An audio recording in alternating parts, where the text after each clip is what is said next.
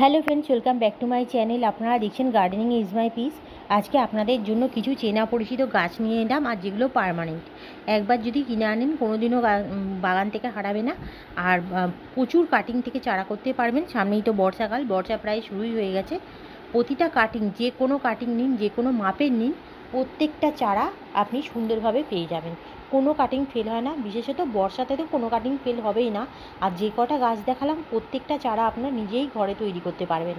আমি কিছু চারার ভিডিও আপনাদের জন্য আগেও দেখিয়েছি আর পরেও দেখাবো। কিছু চারার ভিডিও আমি করে রেখেছি, সেগুলো আপনাদের দিয়ে দেবো যে কত সহজে চারা হয়।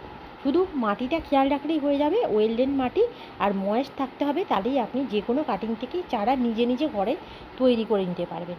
তো আজকে আপনাদের জন্য আমি সে গাছগুলোই আনলাম।